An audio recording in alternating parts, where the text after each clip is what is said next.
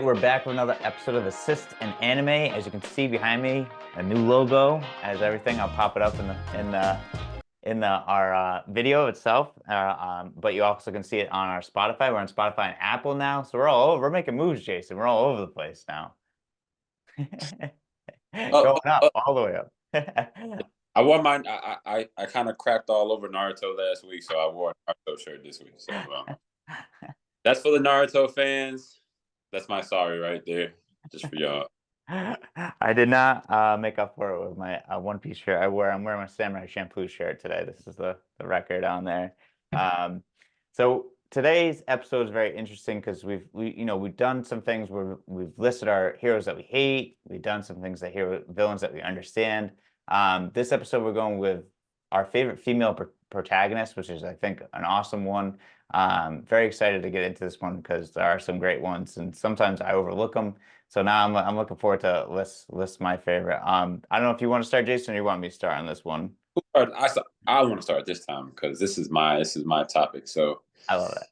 all right. So, and for me, I'm an old school guy. Toonami, Cartoon Network back in the day. So my first one has to be Usagi, Sailor Moon, man. Sailor Moon helped get me into anime, and she's really OP. I love Sailor Moon back in the day because it was the only thing that had any female in it.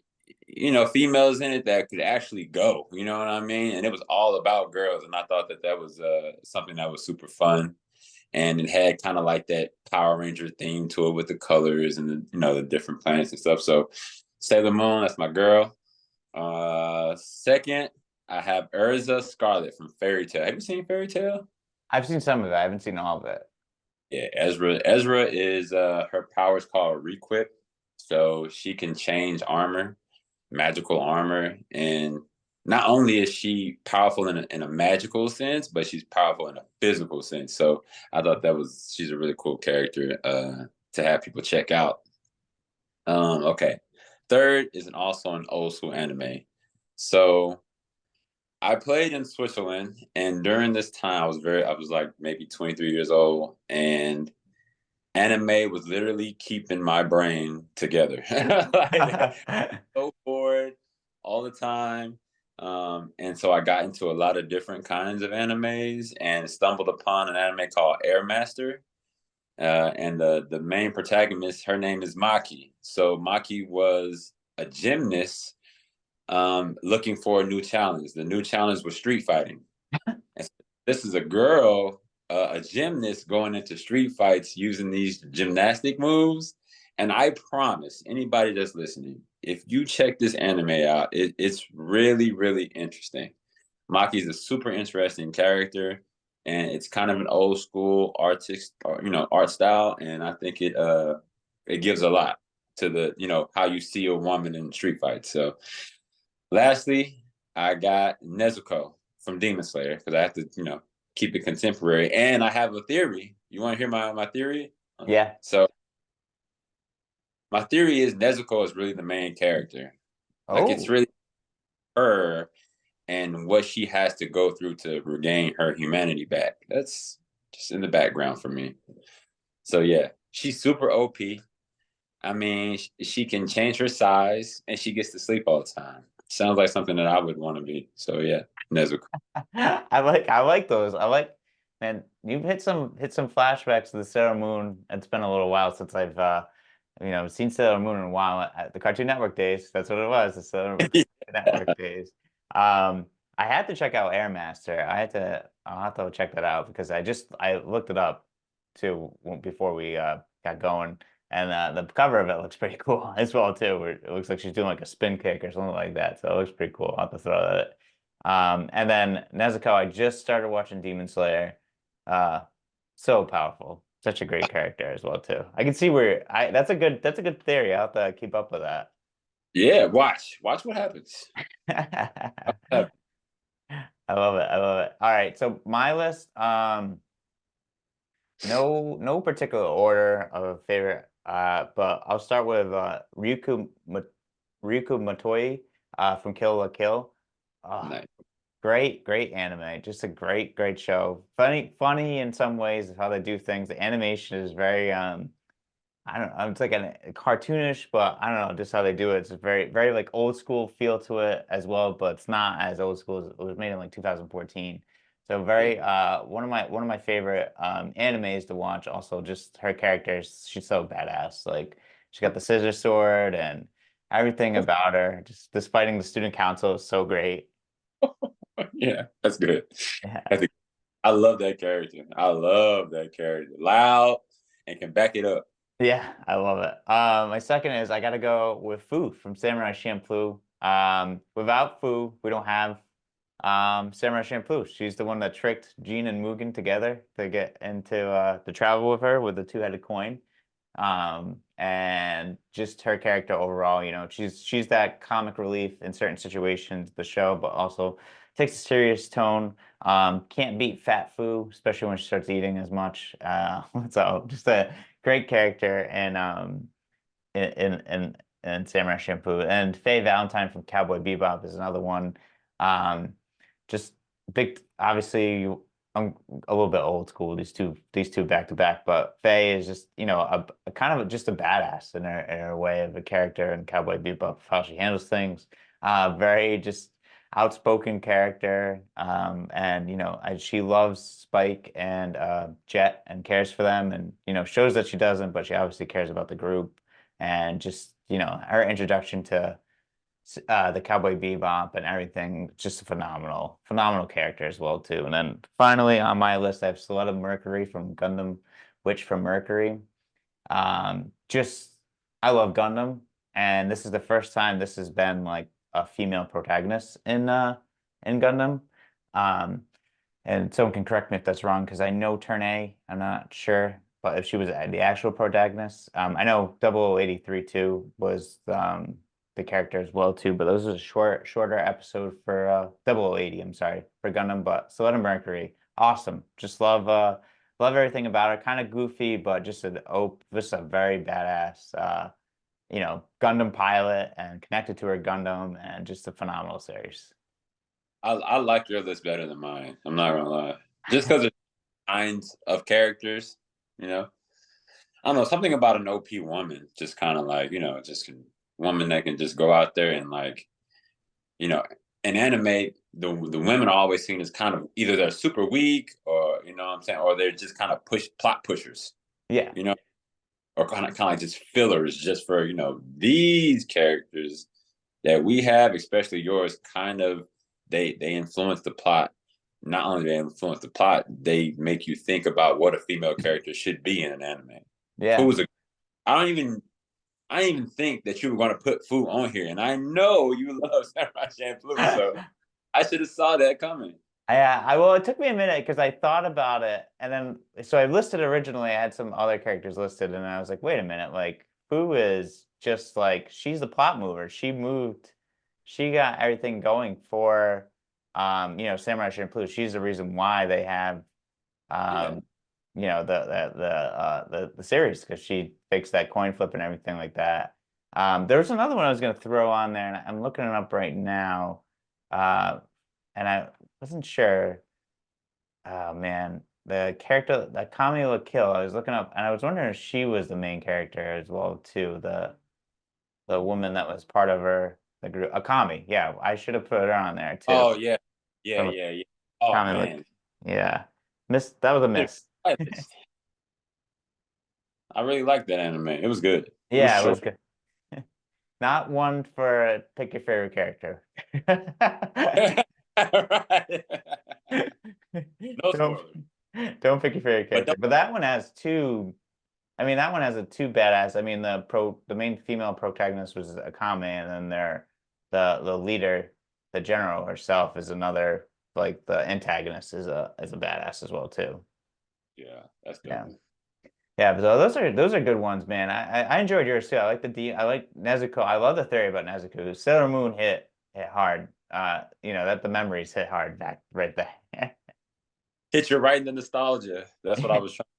I know. Every time I think of Sailor Moon, I always think of like a clip from Toonami when they had like they did the commercials of the promos, and it's always that was like one of the ones that always just comes to mind every time I think about it. Yeah, yeah. I miss those. I miss those days. I miss those Toonami days. Oh yeah. Sailor Moon was like, oh, it wasn't like, oh, Sailor Moon's on. I'm gonna just go do something else. No, I need to kind of want to see Sailor Moon. I just could you couldn't tell anybody.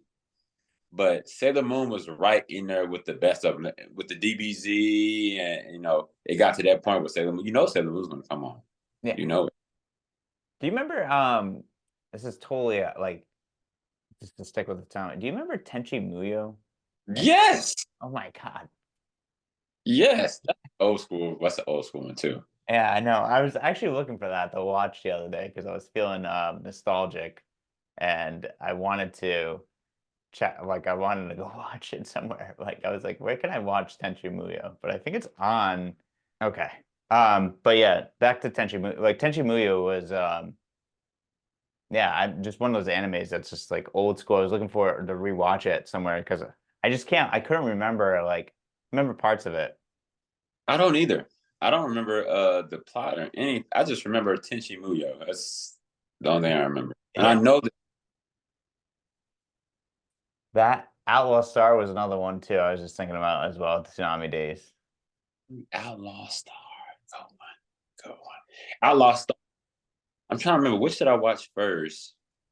I think Cowboy Bebop convinced me, made me want to watch Outlaw Star when it came on. Really? Because I really, really watching it. And I ended up watching Cowboy Bebop. And I was like, oh, space time, it's time to get into outer space. Yeah. Yeah. I loved it. I don't know. I loved it. I remember they like there's always times where you get into like episodes and things were just cut short though in Toonami because of like Mm. how they did the dub and everything. This is driving me nuts. How they did the dub, but we'll see. But hang on, let me just pause this real quick. Yeah. There we go. All right, we're back. Some technical difficulties, but we're back to it. Yeah, Outlaw Star, like I said, with the dub, it was interesting how things were just like back in Toonami days, like we had to wait, and we had to wait for like dub to come out, and the thing that would drive me nuts was that we would have like I was just saying to you, Outlaw Star, I thought it was 12 episodes total. I think we made it to like 12 episodes and then it just stopped and I thought it ended. So I was wrong on that one. So when I was a kid. So now I had to go back and watch it. We should do, I think next episode should be like a Toonami Yes.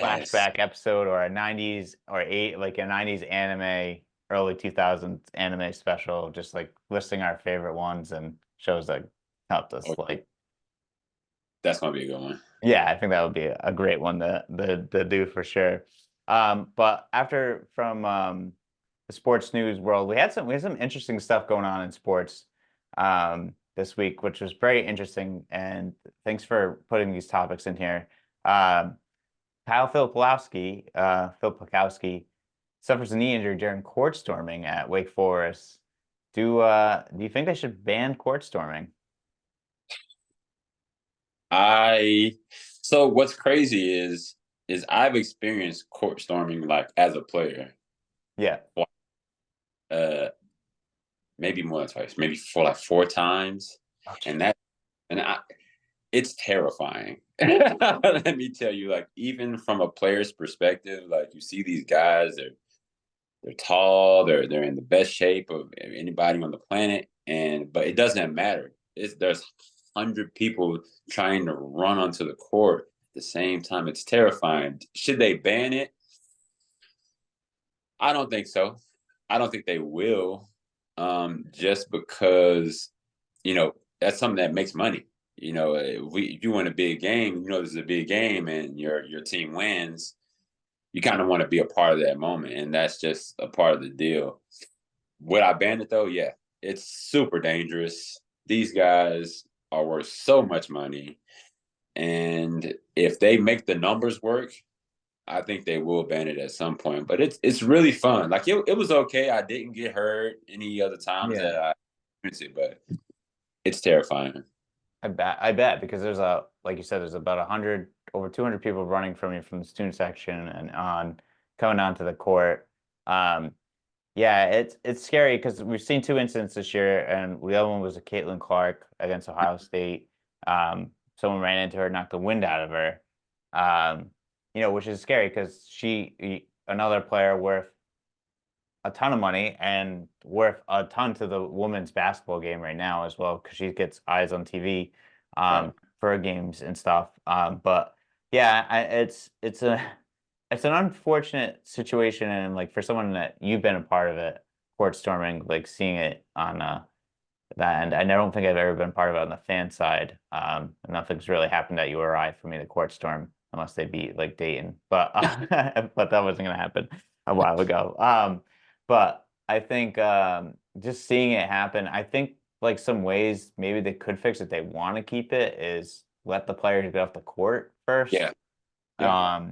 I think Creighton did the best job I've seen with any team doing it last week against when they upset UConn. Last week is when they literally had all the security guards around UConn's bench, around the UConn players, got them out of there safely. And I think that's kind of like the best way. And like for you as a player, were you on both ends of it or were you on the opposite end of it? Always inside. Oh no. Yeah, they're not gonna run into me full speed. You know what I'm saying? Because I'm part of the winning team and we're at home. But the other guys on the other team, they're just running through them like we don't care. Like you're not one of us. So they're just running straight in straight lines, trying to get to mid court and celebrate with the team. And these guys just, you got to get out the way, man.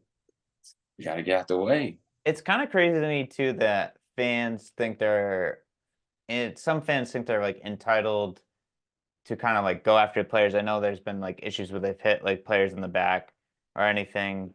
I kind of went at players, and it kind of is just like, why would you do that? They're like a normal guy, kid, trying to just, this is their livelihood. This is what they do. They play basketball. This is going to be their livelihood and in life going forward. So why would you try to hurt them? Um, and it just kind of like it's a bit upsetting. And it's a little annoying that people kind of get like that. Yeah. Um, and I don't really enjoy that very much. So like, it's just very, It's like I'm not against storming the court. I think it's a really cool thing. I think it makes the experience of being at the game even more visceral and kind of just turns up the energy in general. You know what I'm saying? So it's not necessarily a bad thing, but we have to make it safe because I'm all about the players. I'm power to the players. So as long as you can do it safely to where no one gets hurt, because like you don't want one of your players to get hurt during a court storm. You know what I mean? Like how do you even it's crazy. So if you can do it safely, yeah, you got to put something in place though for sure. right, right. I kind of, I wish Coach K was still around because I kind of would have loved his reaction about this. And then like him talking to the Duke fans saying like reprimanding them to be like, we're better than that, don't storm the court type. I just kind of You can see guess it. it's yeah.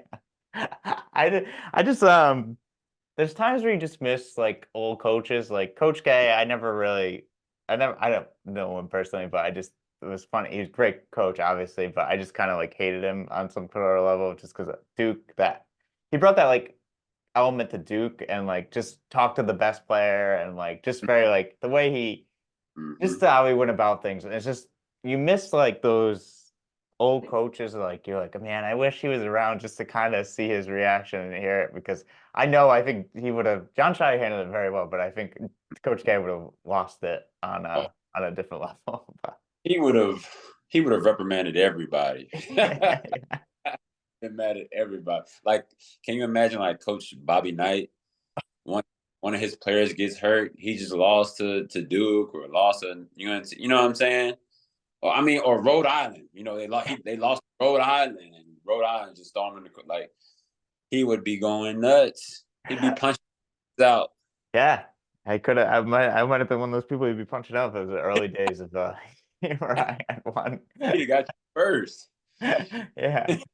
No, I mean it's very interesting. It's a thing that they need to figure out. Obviously, same thing with football because they had the field storming, and then there was an issue where someone died in 2005. I heard on that like the when they took down the goalposts, they hit someone in the head and like killed them. So it's Mm. just one of those things where also, I mean, you get a lot of drunk people together. It's not a good combination like that as You get well.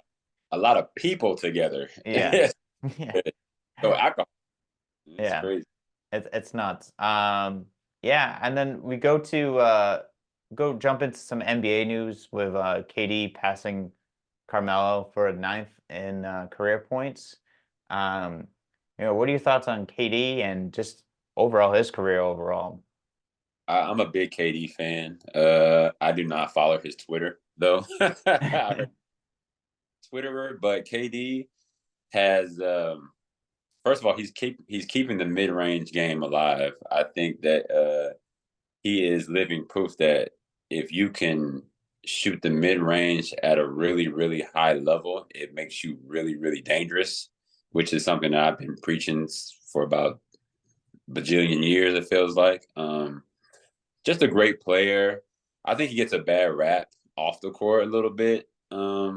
But the point is that he loves the game, and you can see that in the way that he plays. Big KD fan, loves his game. Congratulations to KD. Uh, love your game. Keep shooting those elbow pull ups because I love to see it. Yeah, KD is was one of my favorite players when he was on OKC and part of Mm-hmm. that big three. And just I've Mm-hmm. always enjoyed watching him play. I never really hated his game. He's a lot of fun to watch. And for like a Right. player like his stature of what he like very lanky, not very muscular player, but just can get to his spots. And I think that was one of the players Kobe said before he retired he couldn't figure out he never got a chance to figure out KD and his game and like how to play defense against him, which was a great compliment at the time. But yeah, KD is just like the one of those players that you want him on the team. I mean, I wanted him on the Celtics at the time they were bidding. Everyone was bidding for him, and like he came to Boston. I thought we were gonna get him. I was gonna go not. That would have been an even bigger KD fan. But like just like him, his presence, just his scoring ability, just like you said, that mid-range game, just tall.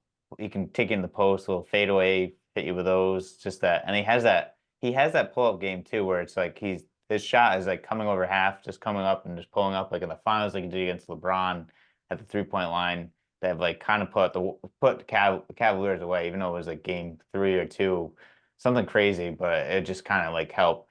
Like that kind of took all the wind out of the sail of Cleveland too. But I know, like you said, a lot of people get a bad rap. I know the OKC going to the Warriors didn't really help him in the sense of like people not being the biggest fan, but it is what it is. I think he's just a guy that but you want him on your team, so it doesn't really matter. So take him on my team in a heartbeat. Like, hey, we had KD because he went to Golden State. Oh, you want to come here? Come on, come on. Yeah, You yeah, know, and for him, I think he's one of those guys too because I talk about this a lot with my friends. It's like pure love for the game. I think that the way he approaches the game is with love, that child kiddish love, like just being out there, and he enjoys getting better. And it's when you're 6'10", 6'11", and you can shoot it like that and you enjoy the game, it's just this is what happens. You get a guy that can really score the basketball. And I'm glad someone that has a love for the game the way that he does, keeps getting better, keeps getting recognition. It's cool. yeah. It's awesome. I wish he didn't have as many injuries as he did either. I think he'd be, think that he could be higher up on that score list by now as well too, just from everything. But he's just a beast. Like that when you said the love of the game, that reminds me of like when they had the lockout for a little bit, and Mm-hmm. he was just playing basketball everywhere. Like he was going, it was Anywhere. yeah, it was crazy. Yeah, and and KD, there was a lot of knocks on him coming out of Texas. He's too skinny. He's going to get demolished by these bigger guys. And he was like, I don't care. I'm a guard anyway. He couldn't even bench 135 one time or something like that. Like now he comes out and he is what he says he is. He's still a high level scorer even without that strength. So you know Yeah, that's a his skill as well. I watched that. I was watching something today. They actually brought that up about Katie not being able to bench 135 on the in the combine or something like that. But obviously, it doesn't affect him because he's Kevin Durant. He's Right. one of the greatest players we'll see, and um, coming up in the league, obviously, and we'll see where he ends up on that scoring list. I'm sure it'll be maybe a little bit higher at the end of it all. Um, Going into this past week after we spoke about the All-Star game and how the All-Star game is not competitive or anything, I felt like the first came back, we had a couple altercations. The Heat and Pelicans one was actually the big one. That was a lot of stuff going on. The guys got suspended for that one, and the other one was between the Hornets and Warriors. But what is your thought about the league full of is the league full of fake tough guys, or is this a culture shift? What do you think about it? I mean, you put this topic down to it, so Yeah. I like this one a lot. I can only talk because I've played a lot of basketball in a lot of different places, and you meet a lot of different kinds of players. And as I rose up through the ranks as from a rookie to go to the higher levels, there's no more thugs playing basketball for money. You know what I'm saying? Yeah. Like the real true thugs don't last longer than a year or two, maybe. So here you are, you're a $5 to $100 million guy, and you're worried about being tougher than somebody else. It doesn't make any sense. I mean, it's a difference between standing your ground and just, being an a-hole. You know what I mean? That tough guy stuff for me doesn't affect, because unless you're really going to fight like they did, back in the day when they having fist fights at half court and then, play ball after, like, no one's doing that. Everybody needs to be marketable. Everybody's about being marketable, making money. So for me, it's just like, I don't get it. I don't get it. And it's fake to me because ain't nobody out here swinging. So we're No. not we're not swinging all the time. No, I think So the only thing that we really had that I think that was close to people swinging was, I think I remember, was Isaiah Stewart. I think from the Detroit yeah, Pistons he trying to was go about after LeBron, and they had to yeah. hold him back pretty bad. Yeah. I mean, it's these guys that's constantly getting into these altercations. Like, man, like, how come? Why are you doing that? You're $1 million guy. Yeah. I don't know what's the beef. Sometimes it's like they're overly trying. You know what I mean? Like, keep it in your pants, buddy. I love that. Yeah, it's interesting to see. I kind of laughed at it when I saw it pop up between the two. I just after all the bashing that kind of went through about how the league was soft, like everything that was going on in the media, like with the All-Star game and how soft the league is. It was kind of funny to me that just those two incidents happened on the same night, and like, obviously Draymond involved with the Hornets and Bridges with the Hornets and stuff, so no surprise there. But and then just like the Heat and Pelicans, I mean, Jimmy Butler, I think, is always Jimmy Butler's kind of got that. I think he is the only guy I think still has that old school little bit of mentality of the tough Yeah. guy. Like he has that still has that killer, like that Jordan, I'm gonna like kill everyone kind of like mentality a bit. But still, it was just a weird timing how like everyone's talking about the league, and then I just kind of laughed about it. But like you said, it's not like the '80s where Bill Laimbeer is tackling Larry Bird. Larry Bird throws the ball off his face, and then Dennis Rodman like comes out of nowhere, puts Bird in a chokehold, and it's just like I kind of see that. Right. It doesn't matter if you're tall, short, man. And that's what I'm saying. Like that, there's a difference. It's just the difference. Yeah. These guys actually risking it all to fight, and it's just like, oh, yeah, I know somebody's gonna hold me back. There's a difference. So Jimmy's thing is different though, because there's a difference between hard nose and like a tough basketball player. Then after plays are over, that's when I want to be tough. Yeah. Difference. Yeah. So if you're not a hard nose, if you're not running through screens and pushing people out the way when the game's going on, don't wait till a play is over. Or no, be hard nosed while the ball is in play. That's my thing. Right. No, I fully agree. I think, yeah, like you said, Jimmy is just a hard nose. Like he just reminds me of that old school mentality of very like let's go. type player. Like I'll play the best of the best. And I mean, he kind of proved that day. He went crazy, like not crazy, but like with the Timberwolves taking the third squad, saying like trying to prove a point that they need to pay him, and he's well deserved. And didn't enjoy his time with the Sixers because he felt like the team wasn't working hard either. I think that's why the Heat have what the guys around him as well too, because those are all hardworking guys with chip on their shoulders as well, like he is. So that makes the Heat tough. And again, I'm afraid of their playoff run. But yeah, I don't think the league has a lot of real tough guys. I know Draymond. I don't know what the line is of tough guy and boxer at one point with him or WWE superstar, because like he's just kind of getting to the level now where it's just like you just want to fight. You basically just all you want to do. So Yeah, I mean, it just, I just, the culture needs to kind of shift a little bit. So it's right now, it's like, oh, I'm cool because that guy made me upset, and so I got in his face. I yeah, mean, get over that. Get over yourself. Like, play the game itself in a different way rather than worrying about how I'm going to respond to what he said and bumping people after the play. Like I did things like that, but not with the intention that I was just some kind of thug walking around. They don't last in professional sports. You don't, because you don't have the discipline and you don't have the vision to see what your actions are going to do to you in the future. So come on now. We all know real tough guys that don't care at all anywhere. Gas station, church, grocery store, they'll fight you everywhere. So, I just think we need to put our emphasis somewhere else and not on tough guys when the whistle's blown, but tough guys that play the game tough. You know right. what I mean? Absolutely. Hey, listen, I've encountered many pickup games with fake tough guys or guys who just elbowing me, and I was like, man, you're not getting paid to do this. I've been elbowed in the stomach for just walking back. I was like, well, I don't know what I did, like just because I scored a basket on someone.